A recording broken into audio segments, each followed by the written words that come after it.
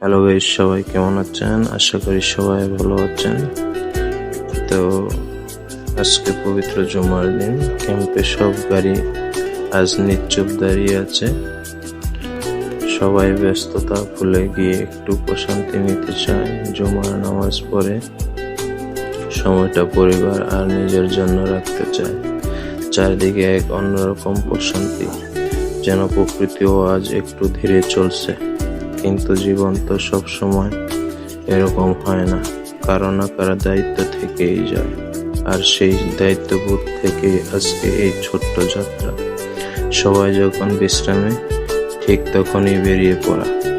এটা হয়তো শৃঙ্খলা আর কর্তব্যদের আসল পরীক্ষা। রাস্তার ফাঁকা, মন শান্ত, আর প্রতিটি মুহূর্তে অনুভব করছি এক বিশেষ প্রশান্তি।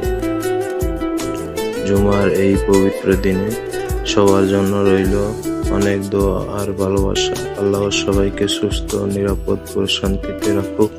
সবাইকে জুমা মোবারক। সবাই ভালো থাকবেন আর আমার জন্য দোয়া করবেন।